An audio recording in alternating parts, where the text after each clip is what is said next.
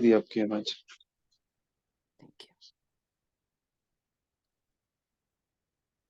आज की मुरली है 28/1/1980 की। मुरली का टाइटल है संपूर्ण ब्रह्मा और ब्राह्मणों के संपूर्ण स्वरूप के अंतर का कारण और निवारण। तो जैसे टाइटल में बताया है बाबा ने, इसमें बाबा इस मुरली में दो अंतर को देख रहे हैं। एक अंतर बाबा देख रहे हैं कि हमारा जो संपूर्ण स्वरूप है यानी फरिश्ता स्वरूप है, उस फरिश्ता स्वरूप में और ब्रह्मा बाबा का जो संपूर्ण स्वरूप फरिश्ता स्वरूप है, इन दोनों में क्या अंतर है और क्यों है और उसका निवारण क्या है।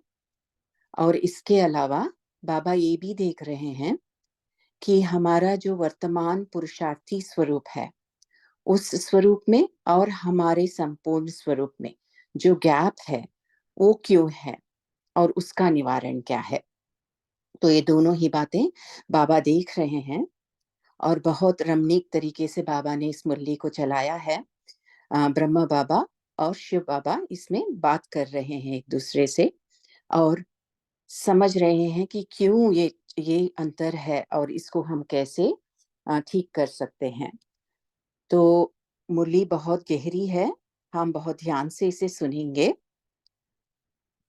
बाबा के ही महावाक्यों में समझेंगे कि हमें अभी क्या पुरुषार्थ करना है। तो बाबा बोल रहे हैं, आज हर एक बच्चे का डबल स्वरूप देख रहे हैं। कौन सा डबल रूप? एक, वर्तमान पुरुषार्थी स्वरूप, दूसरा वर्तमान जन्म का अंतिम संपूर्ण फरिश्ता स्वरूप। इस समय हम सो हम के मंत्र में पहले हम सो फरिश्ता स्वरूप हैं, फिर भविष्य में हम सो देवता रूप हैं। तो हम क्या क्या हैं? हम सो हम यानी जो हम थे, हम वो फिर से बन रहे हैं। तो हम फरिश्ता बन रहे हैं और फिर भविष्य में हम देवता बनते हैं। आज वतन में सभी बच्चों के नंबरवार पुरुषार्थ अनुसार जो अंतिम फरिश्ता स्वरूप बनना है, उस रूप को इमर्ज किया। तो बाबा क्या देख रहे हैं? हम सबके फरिश्ता स्वरूप को बाबा ने इसमें सूक्ष्म वतन में इमर्ज किया और उसे बाबा देख रहे हैं। जैसा साकार ब्रह्मा और संपूर्ण ब्रह्मा दोनों के अंतर को देखते और अनुभव करते थे कि पुरुषार्थी और संपूर्ण में क्या अंतर है। तो हम सब उस स्टोरी को जानते हैं जहां ब्रह्मा बाबा ने गुलजार दादी से कहा था कि आप जाके मेरे संपूर्ण स्वरूप को देख कर आओ और मुझे बताओ कि उसमें और मुझ में क्या अंतर है। तो गुलजार दादी गई सूक्ष्म वतन में, वहां ब्रह्मा बाबा के संपूर्ण स्वरूप को देखा और फिर आके ब्रह्मा को बताया कि उसमें वो कैसा था। तो बाबा ने फिर उस अंतर को समझा कि वो कैसा स्वरूप है और मेरा भी कैसा स्वरूप है, और फिर पुरुषार्थ किया कि संपूर्ण स्वरूप को अभी से महसूस करें। तो इसी बात को बाबा यहाँ समझा रहे हैं कि कैसे पुरुषार्थ किया ब्रह्मा ने। हम सब क्या करते हैं? हम जो भी हम पुरुषार्थ करते हैं उसमें हम अपने आप को कंपेयर करते हैं कि हम कहाँ से आए, हम कैसे थे और अब हम क्या बन रहे हैं। तो हद में अपने आप को देखते हैं कि कलयुग में हम कैसे थे। हम इतना गुस्सा करते थे, लेकिन अब कम हो गया है और इससे हम खुश हो जाते हैं। हर चीज में हम अपने आप को, हम कैसे थे कलयुग में उससे कंपेयर करके फिर अभी कैसे हैं उससे कंपेयर करते हैं और खुशी होती है कि हम आगे बढ़ गए हैं। लेकिन आज हमें बाबा समझा रहे हैं, हमारा पुरुषार्थ उस रीति से नहीं चलाना है। हमें अब क्या करना है? हमें अपने संपूर्ण स्वरूप को देखना है और उस संपूर्ण स्वरूप से हम कितनी दूर अभी तक हैं वो देखना है और फिर अपने आप को उस संपूर्ण स्वरूप की तरफ जल्दी से ले जाने का पुरुषार्थ करना है, जैसे ब्रह्मा बाबा ने किया। तो यही बात बाबा हमें समझा रहे हैं। तो बाबा फिर आगे बोलते हैं, ऐसे आज बच्चों के अंतर को देख रहे हैं। तो बाबा इस अंतर को देख रहे हैं। दृश्य बहुत अच्छा था। नीचे तपस्वी पुरुषार्थी रूप और ऊपर खड़ा हुआ फरिश्ता रूप। अपना अपना रूप इमर्ज कर सकते हो। चेक करें हम, क्या हम अपना संपूर्ण स्वरूप देख सकते हैं? अपना संपूर्ण रूप दिखाई देता है। संपूर्ण ब्रह्मा और संपूर्ण ब्राह्मण, हर एक समझते हैं कि ब्रह्मा और हमारे संपूर्ण रूप में कितना अंतर होगा। तो बाबा ने तो बोल दिया कि हर एक समझते हैं कि क्या कितना अंतर है ब्रह्मा के संपूर्ण रूप में और हमारे संपूर्ण रूप में। हमें चेक करना है कि हमने ये समझा है कि ब्रह्मा जो जो फरिश्ता बन चुका है उसके संपूर्ण रूप में और हम जो एम रखते हैं हमें क्या बनना है, उस एम में कोई अंतर तो नहीं है क्या? हम संपूर्ण मतलब हमारा एम भी क्या हाईएस्ट ऑन हाई है कि हमें ब्रह्मा बाबा समान फरिश्ता बनना है। केवल फरिश्ता नहीं बनना है, ब्रह्मा बाबा जो फरिश्ता बने हैं ना वैसा फरिश्ता हमें बनना है। तो वो लक्ष्य हमने रखा है। तो इसके लिए हमने समझा है कि क्या फर्क है। तो एम को हमने कितना अच्छा समझा है, इसकी चेकिंग बाबा हमें करा रहे हैं। फिर बाबा ने बोला कि नंबरवार तो है ना, तो हम सब नंबरवार हैं, बाबा ने बोला।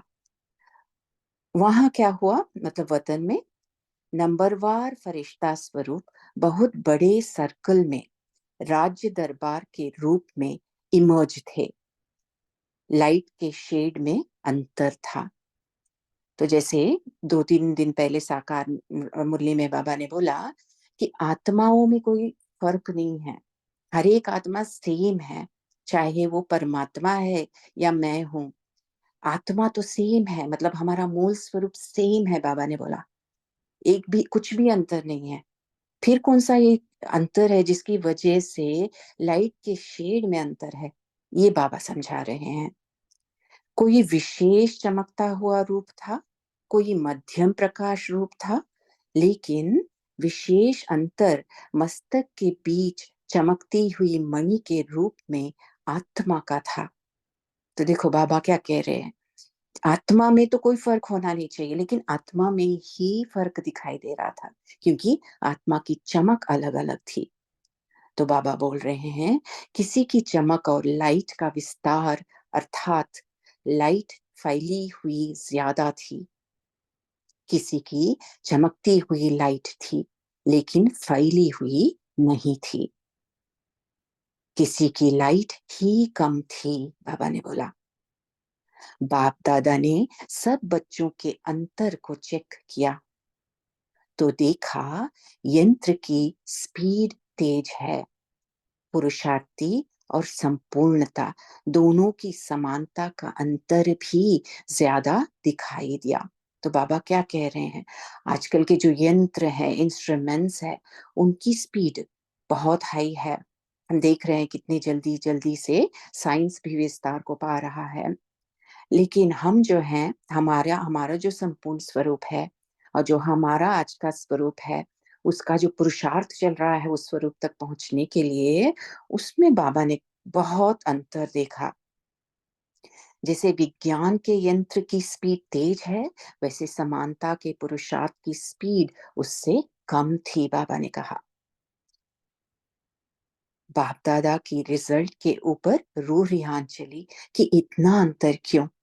तो अभी शिव बाबा और ब्रह्मा बाबा बात कर रहे हैं।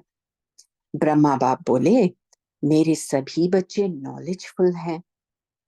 शिव बाप बोले, नॉलेजफुल के साथ त्रिकालदर्शी भी हैं, है ना, केवल नॉलेजफुल ही नहीं, हम त्रिकालदर्शी, बेहद में सोचने वाली आत्माएं हैं। समझने और समझाने में बहुत होशियार हैं, बाप को फॉलो करने में भी होशियार हैं, इन्वेंटर भी हो गए हैं, क्रिएटर भी हो गए हैं, बाकी क्या रह गया जो अंतर बड़ा हो गया है? तो देखो ये सब हमारे अंदर ऑलरेडी है, बाबा कह रहे हैं, फिर भी अंतर है। इसका क्या कारण है? कारण तो छोटा सा ही है। ब्रह्मा बाप बोले, बच्चों की ग्रहण करने की शक्ति बहुत तेज है, इसलिए ज्ञान, गुण और शक्तियों को ग्रहण करने के साथ साथ दूसरों की कमजोरियों को भी ग्रहण करने की शक्ति तेज है। तो अंडरलाइन करना है इस बात को। बहुत इंपॉर्टेंट बात बाबा समझा रहे हैं कि हमारे अंदर ज्ञान, गुण, शक्तियां, सब कुछ ग्रहण करने की क्षमता है और हम करते भी हैं। लेकिन उसके साथ साथ हम क्या करते हैं? कमजोरियों को भी ग्रहण करते जाते हैं। तो बाबा ने आगे बोला, ग्रहण करने की शक्ति के आगे गुणग्राहक शब्द भूल जाता है। अगेन अंडरलाइन करने की बात है। बाबा बोल रहे हैं, जब हम कोई भी बात को अब्सॉर्ब करते हैं इस दुनिया से, किसी और आत्मा को देखते हैं, किसी और चीज को देखते हैं, किसी परिस्थिति को देखते हैं, उस समय हमें क्या ग्रहण करना है? केवल गुणों को ग्रहण करना है, अच्छाई को ग्रहण करना है। लेकिन हम इस बात को भूल जाते हैं और कमजोरियों को भी ग्रहण कर लेते हैं। इसलिए अच्छाई के साथ कमजोरियां भी साथ में ग्रहण कर लेते हैं। और फिर क्या करते हैं? फिर एक खेल वहां इमर्ज हुआ। तो बाबा ने क्या कहा? हम जब कमजोरियां भी ग्रहण कर लेते हैं, उसके बाद बाबा अब बहुत रमणीक तरीके से हमको समझा रहे हैं कि हम उसके बाद क्या करते हैं। कमजोरियों को देख लिया, अंदर जाने दिया, उसके बाद फिर क्या करते हैं? जो यहाँ आपकी प्रदर्शनी में एक चित्र भी है, आपका चित्र दूसरे लक्ष्य से है, लेकिन रूपरेखा वही है। तो एक चित्र है प्रदर्शनी में, उसके बारे में बाबा बता रहे हैं। वो चित्र है शांति का दाता कौन, मतलब वो उसका टाइटल है कि शांति का दाता कौन। और ऐसा रूपरेखा से कुछ बच्चे इमर्ज हुए। फिर क्या हुआ? तो बाबा क्या कह रहे हैं, उस चित्र में जैसा दिखाया गया है, उसी रूपरेखा में बाबा बच्चों को देख रहे हैं सामने। और उस चित्र का लक्ष्य क्या है? शांति, शांति की रूपरेखा है उसमें, शांति दाता की रूपरेखा है उसमें। लेकिन उसी चित्र चित्र को हम कैसे, बाबा बोल रहे हैं रमणीक तरीके से, कि देना तो हमें है शांति, लेकिन हम क्या कर रहे हैं? एक दूसरे को शांति देनी है, पास ऑन करना है, लेकिन क्या कर रहे हैं हम शांति दाता बच्चे, वो बता रहे हैं बाबा। कोई एक कमजोरी की बात पहले नंबर में खड़े हुए बच्चे को सुनाई गई कि यह बात तीव्र पुरुषार्थ के हिसाब से ठीक नहीं है। तो हम इमेज करें हमारे मन में एक चित्र, जहां हम सभी आत्माएं एक लाइन में खड़े हैं और बाबा पहले, जो पहला खड़ा हुआ है ना फर्स्ट लाइन में, उसको उसकी कमजोरी बता रहे हैं। उसको उसकी कमजोरी बता रहे हैं, वो सुन रहा है वो कमजोरी। फिर वो बच्चा क्या करता है, वो बता रहे हैं बाबा। तो क्या हुआ? उसने इशारा किया दूसरे की तरफ कि यह मेरी बात नहीं है, लेकिन इनकी बात है। दूसरे ने कहा कि तीसरे ने भी ऐसे ही किया था, तब मैंने किया। चौथे ने कहा कि यह तो महारथी भी करते हैं। तो चौथे ने एक्सक्यूज बनाया कि महारथी भी ऐसा ही करते हैं, इसलिए मैं भी करता हूँ। पांचवे ने कहा कि ऐसे संपूर्ण कौन बना है? छठे ने कहा, अरे यह तो होता ही है। सातवें ने कहा, फिर तो संपूर्ण होके सूक्ष्म वतन में चले जाएंगे। तो वो क्या बोल रहा है कि कोई भी अभी तक संपूर्ण नहीं बना है, तो क्या हुआ अगर मैंने गलती की? आठवें ने कहा, बाप दादा तो इशारा दे रहे हैं, करना तो चाहिए, लेकिन संगठन है, न चाहते भी कुछ कर लेते हैं। तो सभी ने कोई ना कोई एक्सक्यूज बताया या फिर किसी और की तरफ अपनी उंगली को उठाया। ऐसे पुरुषार्थ की बात एक दूसरे के ऊपर देखते और रखते हुए बात ही बदल गई। बात ही बदल गई। बात क्यों की गई थी? बाबा ने पहली आत्मा को उसकी कमजोरी क्यों बताई? ये बोलने के लिए नहीं कि तू कमजोर है, बाबा ने उसे ये बताया कि ये कमजोरी वास्तव में तेरी नहीं है, तू ये कमजोरी महसूस कर रहा है, तेरा असली स्वरूप इस कमजोरी से उपराम है, तू शक्तिशाली है। ये बताने के लिए बाबा ने उसे उसकी कमजोरी बताई कि तू उस कमजोरी के अधीन मत हो, है ना, उससे ऊपर उठ जा। तो वो बताने के लिए बाबा ने उसे कमजोरी बताई, लेकिन उस आत्मा ने क्या किया, उसने दूसरे की ओर पॉइंट किया। तो ये सूक्ष्मता से हमें सोचना है, कहीं ना कहीं अंदर में हम भी कुछ ऐसा तो नहीं कर रहे हैं। बाबा हमें कमजोरी इसीलिए नहीं बताते हैं ताकि हम कमजोर फील करें। बाबा कोई भी बात में हमें कमजोर फील कराने के लिए कुछ भी नहीं करते हैं, ये हम लिख लें। तो क्यों बताते हैं कमजोरी? ताकि हम समझ सके कि हमारा जो वास्तविक स्वरूप है वो इस कमजोरी से उपराम है। ये कमजोरी तो हमने ग्रहण किया है बाहर से, ये हमारा नहीं है। ये समझ लाने के लिए बाबा हमसे ये बात करते हैं, ये अंतर जताने के लिए बाबा हमें बोलते हैं। तो जैसे ही हमने देखा, अरे मैं तो इस कमजोरी के अधीन हो रही हूँ, ये बोल रहे हैं बाबा मुझे, लेकिन ये कमजोरी तो मेरी है ही नहीं, मैंने कहीं और से उठाई है। तो आज से इस कमजोरी से मैं साक्षी, इसे यूज नहीं करूंगी। मैं साक्षी हो चुकी, अगर यूज हो जाए तो भी मैं क्या करूंगी, उसको मैं डिसोन करूंगी, वो मेरी चीज नहीं है। तो ये करने के लिए बाबा हमको कमजोरी बताते हैं, लेकिन हम क्या कर रहे हैं, उस कमजोरी पर काम करने के बजाय, काम करना माना साक्षी होने के बजाय, उसे डिसोन करने के बजाय किसी और पर उसे डाल रहे हैं कि उसकी वजह, तो हम उसे टाल रहे हैं, उसे चला रहे हैं। तो ऐसे नहीं करना है, ये बाबा बोल रहे हैं हमें। ऐसे आजकल का प्रैक्टिकल खेल बहुत चलता है, बाबा ने बोला बहुत चलता है। ये 1980 की बात है। तो बाबा ने बोला बहुत चलता है, तो अभी तो और भी ज्यादा चलता होगा, है ना, क्योंकि हम सब आत्माएं अभी और भी ज्यादा, उनसे भी ज्यादा हमको पुरुषार्थ करने की आवश्यकता है।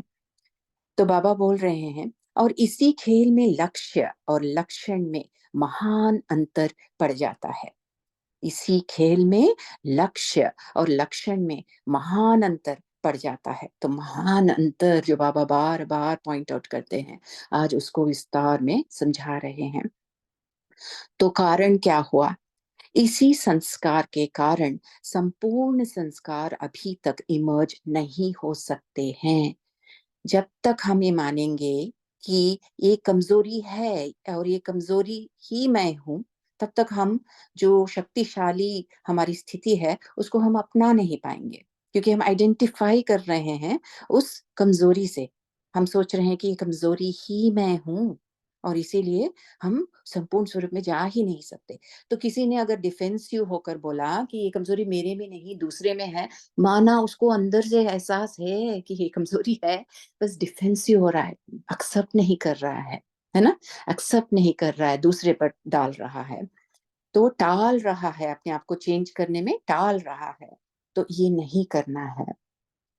तो बाप दादा बोले, इस खेल के कारण पुरुषार्थी और संपूर्णता का मेल नहीं हो सकता। अंडरलाइन, मूल कारण ग्रहण करने की शक्ति है, लेकिन गुणग्राहक बनने की शक्ति कम है।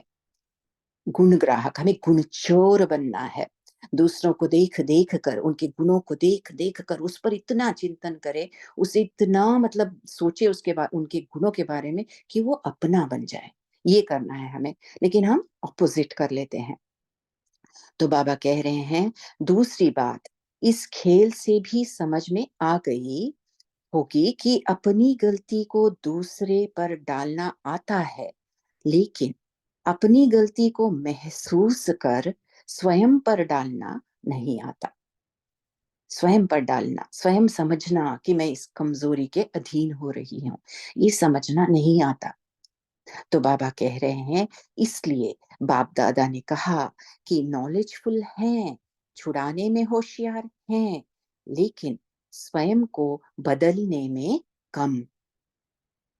और भी एक कारण निकला, वह क्या होगा, जिस कारण से प्रत्यक्षता होने में कुछ देरी पड़ रही है।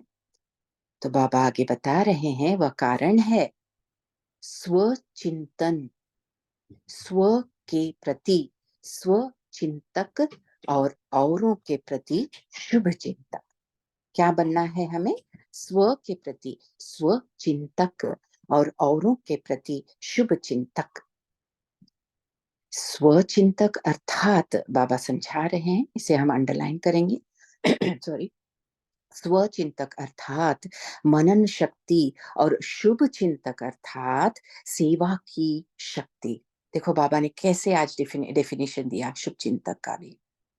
स्वचिंतक अर्थात मनन शक्ति, मनन कर पाना अपने स्वस्वरूप में। स्वस्वरूप मतलब अपना निज आत्मिक स्वरूप, न कि वो स्वरूप जो हम इस समय हैं, लेकिन मेरा निज स्वरूप क्या है, जो बाबा रोज मुरली में हमें बता रहे हैं, रोज बता रहे हैं कि हम वास्तव में कौन हैं।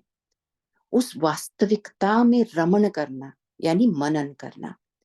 तो वो मनन जो बाबा हमको 5 स्वरूप का अभ्यास फॉर एग्जाम्पल बताते हैं, तो मनन करना केवल ये नहीं कि बोल रहा हूँ मैं थी देवता ये थी नहीं, लेकिन उसमें मनन मतलब उसमें स्थित होना, उसे महसूस करना, उसमें जो आत्मा की वास्तविक स्वरूप है उसको इमर्ज करना, इसमें लगना यानी मनन करना। तो मनन करना, ये मनन शक्ति कम है बाबा बोल रहे हैं।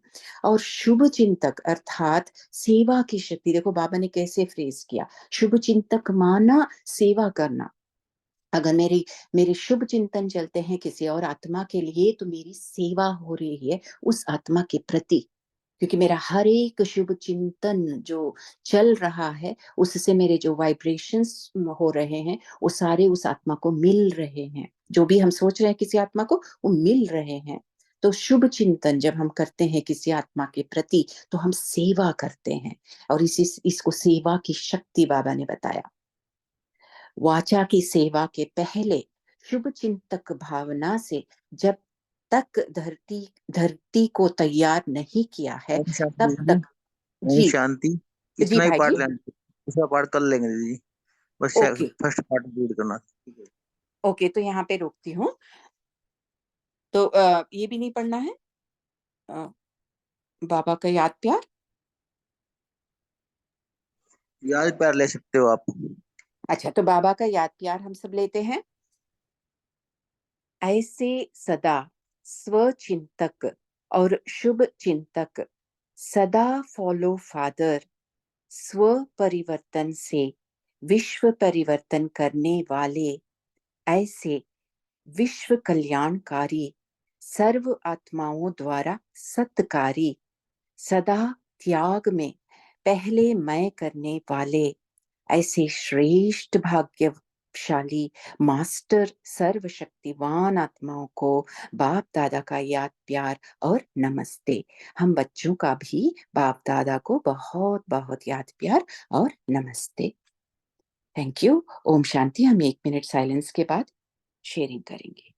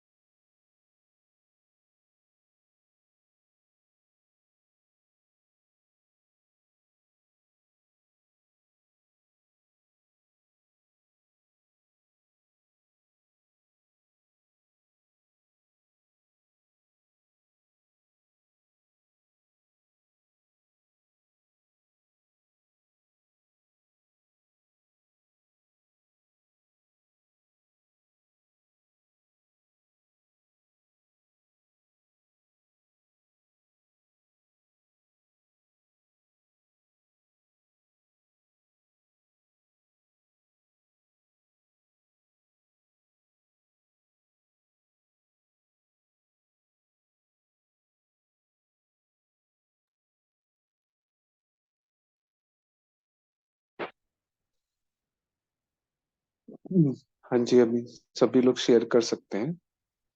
जी, गायत्री सिस्टर शेयर कीजिए। किरण सिस्टर आप कंटिन्यू कर सकते हैं डिस्कशन में।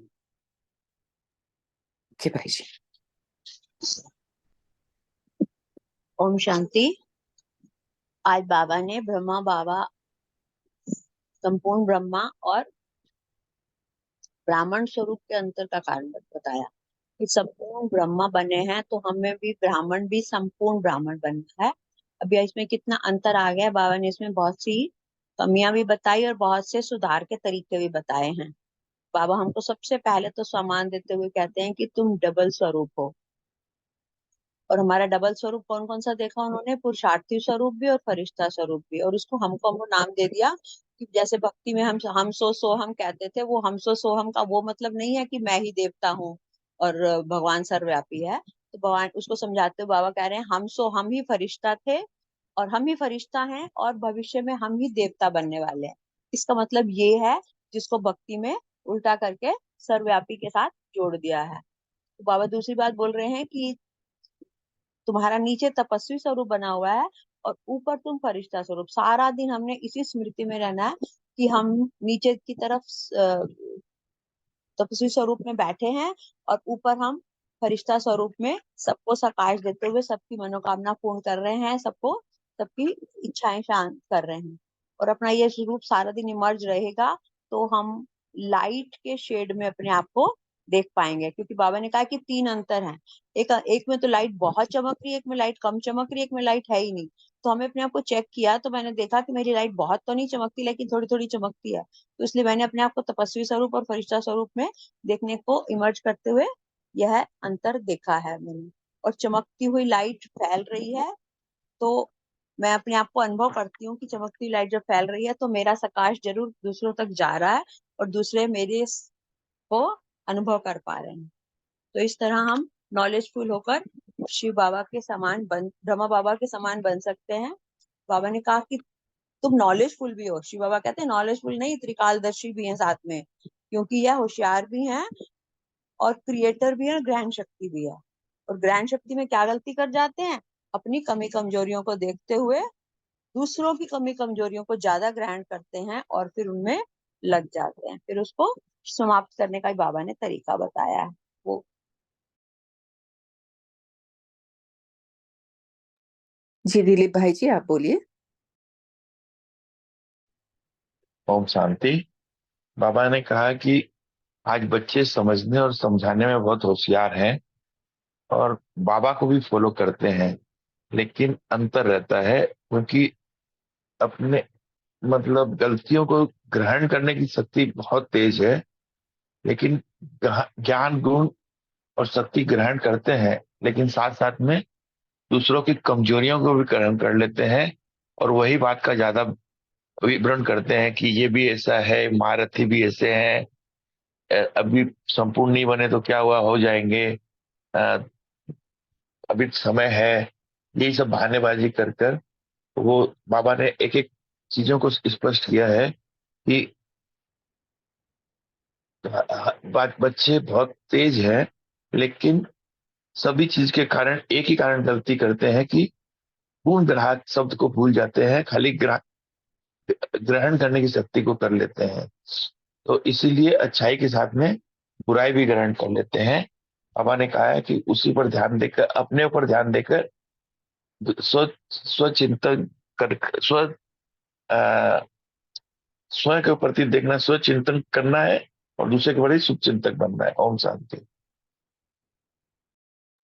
रविदीप भाई जी, आप बोलिए। जी ओम शांति, गुड मॉर्निंग।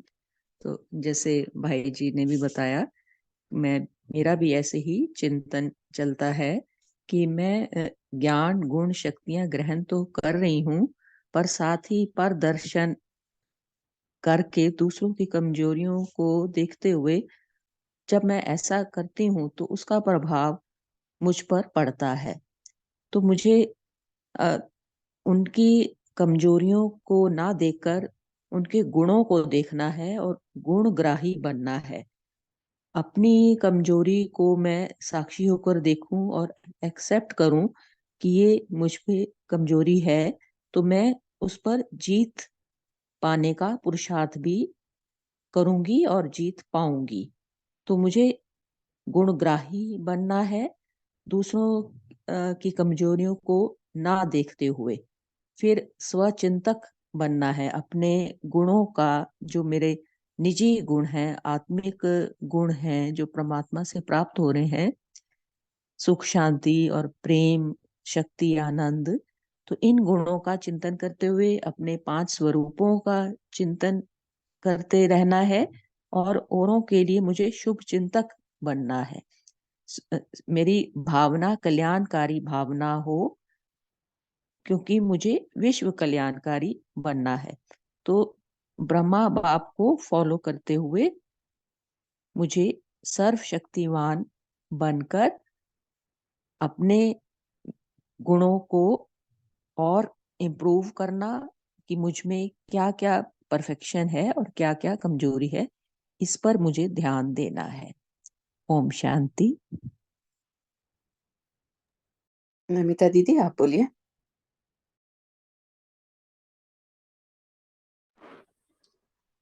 ओम शांति दीदी। बाबा ने आज कहा कि बच्चों का ग्रहण करने की शक्ति बहुत तेज है। ज्ञान गुण शक्तियों को जैसे ग्रहण करने के साथ साथ भी दूसरों का कमजोर को भी बच्चे ग्रहण कर लेते हैं। तो बाबा ने कहा जब पुरुषार्थी एक दूसरे को देखते हैं तो अपने लिए रखते हैं तो बात बदल जाती है। दूसरों तो किया तो मैंने कर लिया, यह कमजोरी बात अपने में नहीं लेना है। बाबा हमेशा हर बच्चों को अपने जैसे देखना चाहते हैं। तो हम आत्मा जागृत होने के लिए बाबा समझाता है। तो किसी का पुरुषार्थ का अपना लक्ष्य नहीं बनाना, खुद अपने पुरुषार्थ पर ध्यान देकर साक्षी होकर सारे ड्रामा का खेल, माना अंदर का ड्रामा का खेल जो देखना, अंदर का ड्रामा का खेल को देखना है, स्वदर्शन करना है और समझना है। तो इसके लिए बाबा को साथ रखना और साक्षी दृष्टा बनाना है। तो किसी को बात को ग्रहण करना, किसी को पुरुषार्थ को अपना पुरुषार्थ बनाना ऐसे नहीं समझना। अपनी समझने से, खुद अपनी समझने से समझना, इसको चेक करना है और बदलना है। तो निरंतर बाबा को साथ रख साक्षी दृष्टा बनना है। ओम शांति।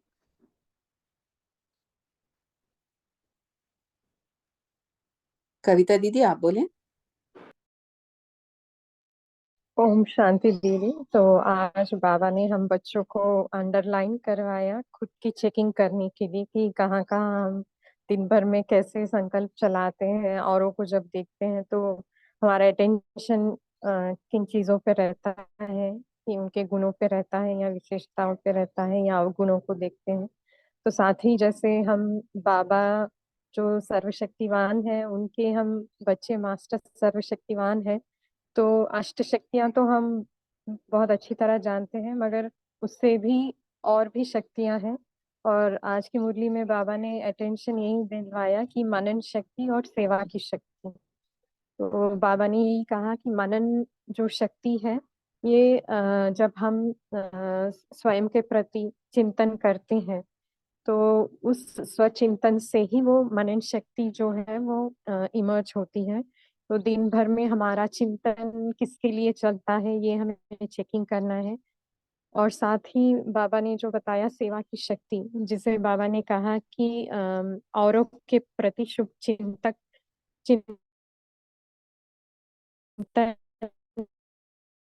करना कि सर्व का कल्याण हो, क्योंकि बाबा है तो हमारा भी वही रोल है जो बाबा का है।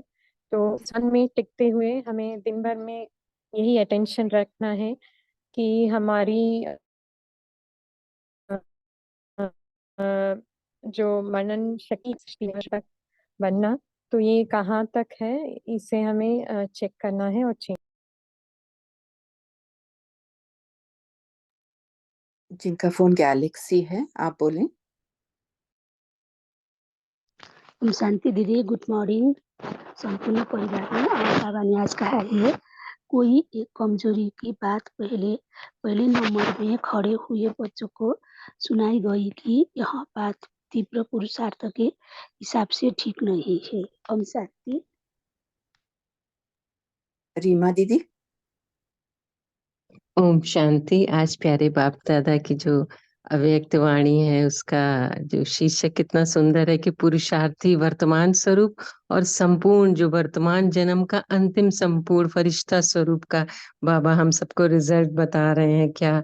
तो इसमें जो सचिन भाई, डॉक्टर सचिन भाई है ना, तो उनका बहुत सुंदर उन्होंने एक अभ्यास कराया कि ऐसा विजुलाइज करें कि मेरा संपूर्ण फरिश्ता स्वरूप सामने है। उसमें उन्होंने 7 पॉइंट्स बताए थे। वो मुझे देख रहा है, मुझे इशारे दे रहा है, मेरा आवाहन कर रहा है, वो मेरे समीप आ रहा है, फिर धीरे धीरे जैसे फरिश्ता स्वरूप समीप आ रहा है, मुझसे हैंड शेक कर रहा है, मेरे गले मिल रहा है, मेरे से बात कर रहा है और मुझ में समा रहा है। तो भाई जी ने बताया था सारा दिन ये प्रैक्टिस करो, तो इससे क्या होगा ना कि बिल्कुल विजुलाइज कि हाँ वो चीज हमारे में समाती जाएगी। और अपनी कमियों पर तो हमें ध्यान देना ही है, लेकिन अब इसको विजुलाइज करें, संपूर्ण फरिश्ता स्वरूप मेरे सामने आ रहा है, मुझ में समाता जा रहा है। एआई टेक्नोलॉजी के थ्रू कितनी सुंदर सुंदर फरिश्ता स्वरूप की पिक्चर्स, तो उन्होंने बताया था कि सामने विजुलाइज करके इस तरह अभ्यास करो। ओम शांति। ओम शांति दीदी। ओम शांति। ओम शांति। हाँ, आज बाबा बोला जे आज हर एक बच्चों को डबल स्वरूप देख रहे हैं। एक वर्तमान पुरुषार्थी स्वरूप, दूसरा वर्तमान जन्म का अंतिम संपूर्ण फरिश्ता स्वरूप। इस समय इससे सो हम से मंत्र में इस समय हम सो हम के मंत्र से पहले हम सो फरिश्ता स्वरूप है, फिर भविष्य में हम सो देवता रूप है। आज बतन से सभी बच्चों को नंबर बार पुरुषार्थ अनुसार जो अंतिम फरिश्ता स्वरूप बनना है उस बाप को इमर्स किया। और बाबा बोला जे स्व के प्रति सचिंतक और औरों के प्रति शुभचिंतक। सचिंतन अर्थात मनन शक्ति और शुभचिंतक अर्थात सेवा की शक्ति। ओम शांति। और किसी को शेयर करना है?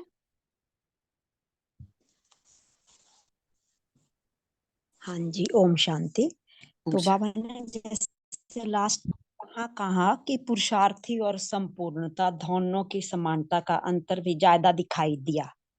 तो यहाँ पर बाबा ने जैसे समानता के पुरुषार्थ की स्पीड उससे कम, मतलब स्पीड यंत्र की तेज, और यह तो हमारे पास हर आत्मा के जीवन का लक्ष्य जो हमारा बाबा ने इसमें ये बताया कि संपूर्णता, क्योंकि संपूर्णता में ही संपन्नता पर दिखाई देगी। संपूर्णता क्या है, तो उसका पुरुषार्थ बाबा ने हमें करने के लिए कहा है।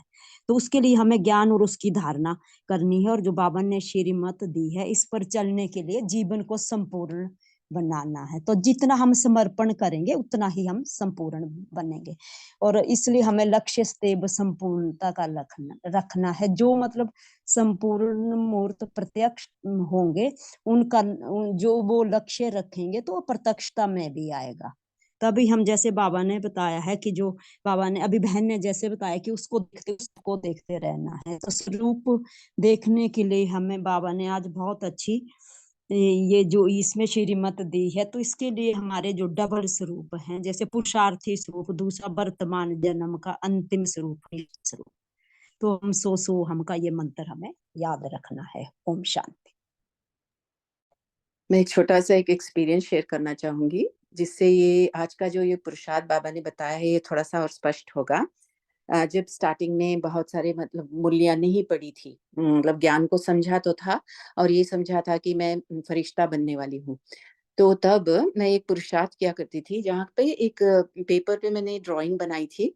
2 व्यक्ति खड़े हैं और एक व्यक्ति के ऊपर मैंने लिखा था के और दूसरे व्यक्ति पे मैंने लिखा था के यानी कलियुग की किरण और के यानी बाबा की किरण। और फिर मैंने पुरुषार्थ किया जहाँ पे मैं हमेशा ये दिखती थी कि मेरा जो संकल्प चल रहा है वो बीके से उत्पन्न हो रहा है या के से उत्पन्न हो रहा है। हमेशा एक मतलब ऐसे अपने आप को देखती रहती थी और सोचती रहती थी कि अगर ये संकल्प बाप समान है तो ये है बीके का संकल्प, और अगर ये बाप समान नहीं है तो ये है के का संकल्प। केके का है तो मुझे नहीं करना है, बीके का है तो तुरंत करना है, नहीं तो वो भी केके का बन जाएगा। तो इस रीति से मैं एक पुरुषार्थ एक अपना रमणीक तरीके से किया करती थी। लेकिन देखा कि फिर भी मैं आगे नहीं बढ़ रही हूँ, कहीं न कहीं मुझे अभी भी व्यर्थ संकल्प आ रहे हैं।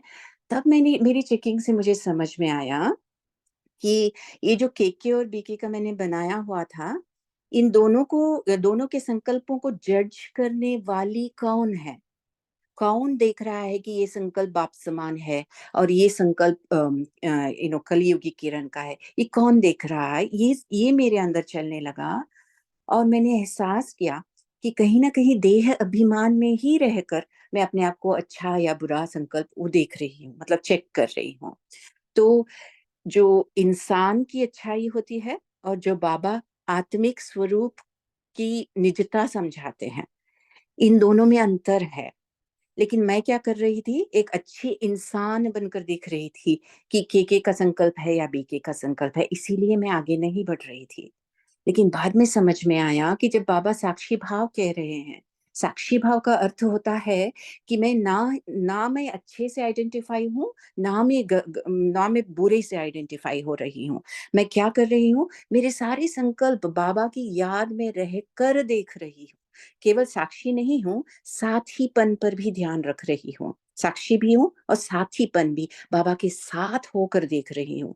जब ये समझ में आने लगा, जब वो निज स्वरूप में स्थित होना आने लगा, तब मुझे समझ में आया कि ये पुरुषार्थ में ये अंतर को कैसे समझना है। अभी भी बीके और केके है, लेकिन अब मैं कैसे देखती हूँ, उन दोनों से भी अलग मैं बाबा के साथ बैठकर बाबा का संकल्प ही मेरा संकल्प है।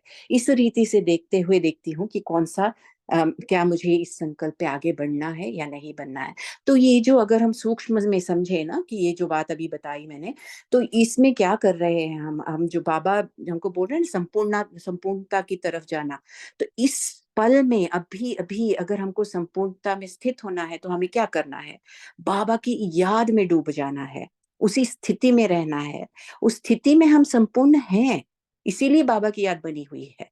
तो उस स्थिति से फिर हमको देखना है कि कौन से संकल्प मन में आ रहे हैं, ड्रामा अनुसार कोई संकल्प आ रहा है कि ये सही है गलत, मतलब उसको जज भी करने की जरूरत नहीं है। बाबा हमको संकल्प देगा जो सही है और उस संकल्प अनुसार हमें चलना है। तो ये सूक्ष्म में हमें अच्छी तरह से समझ कर तब ये पुरुषार्थ करना है। तो आज हम होमवर्क लेते हैं। शायद पोल पोल लॉन्च करना है ना?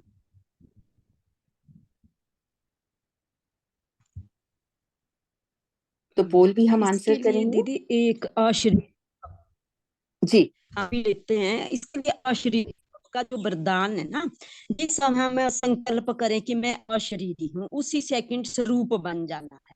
तो ऐसा अभ्यास जब हम करेंगे तो ये सहज अनुभव होता है, क्योंकि संपूर्णता की निशानी ही अशरीरी हाँ होंगे। तो उसी टाइम हमें उस संपूर्ण को लेना है। ओम जी, वेरी नाइस। हाँ, अशरीरीपन जो ब्रह्मा बाबा का सबसे बड़ा पुरुषार्थ, सदा वही करते थे बाबा, तो हमें भी यही करना है। तो आज का होमवर्क हम लेते हैं कि आज हम चेक करेंगे अपने आप को, जो हमारी वृत्ति है, माना जो बार बार हमारे अंदर जिस पैटर्न में संकल्प चल रहे हैं, वो किस रीति के हैं, अपने प्रति चल रहे हैं, ज्ञान के प्रति चल रहे हैं, बाबा के प्रति चल रहे हैं, या फिर किसी और को देख रहे हैं। इसको सूक्ष्म में देखना है, क्योंकि ये बहुत ही डीप चीज है। बाबा इतनी बार हमसे बोलते हैं दूसरों को नहीं देखो, क्यों बोलते हैं? क्योंकि कहीं ना कहीं हम समझ ही नहीं पा रहे हैं कि हम दूसरों को देख रहे हैं, समझ ही नहीं पा रहे हैं। तो आज हमको चेक करना है बहुत सूक्ष्मता से कि हमारी वृत्ति कहाँ लगी हुई है। हम दूसरों को देख रहे हैं, अपने आप को देख रहे हैं।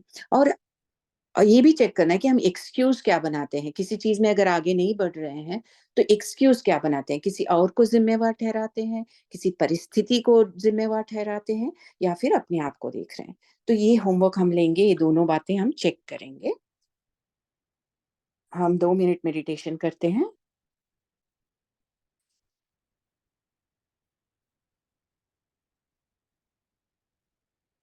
अपने आप को देखेंगे।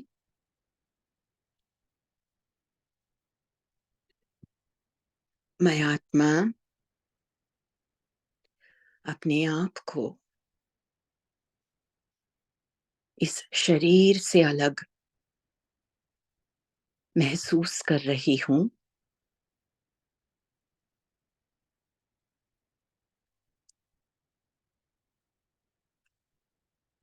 अपने सामने बाप दादा को इमर्ज करती हूं।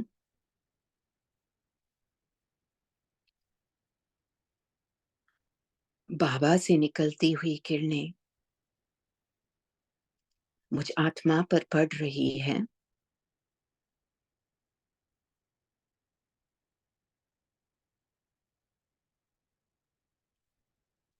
इन किरणों में डूबी हुई मैं आत्मा स्वयं को स्पष्ट देख रही हूं।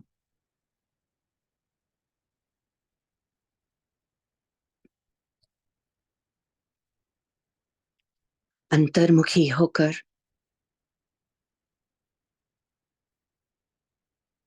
अपने निज स्वरूप को देखती हूं। मुझ आत्मा का निज स्वरूप सतोगुणी है। स्व की महसूसता में खोया हुआ है।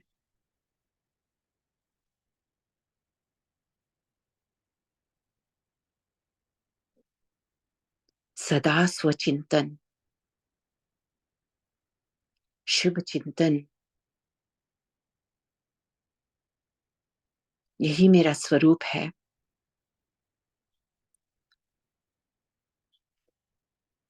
जब भी मैं आत्मा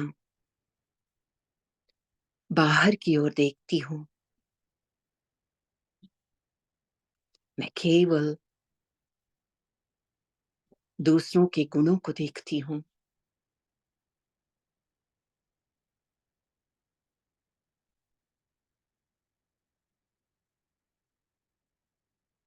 जब मैं अपने आप को भी देखती हूं, अपने गुणों को महसूस करती हूं, अवगुण दिख भी जाए तो बाबा को सौंप देती हूं। मैं आत्मा गुणग्राही हूं। अपने संपूर्ण स्वरूप को अपना रही हूं। ओम शांति।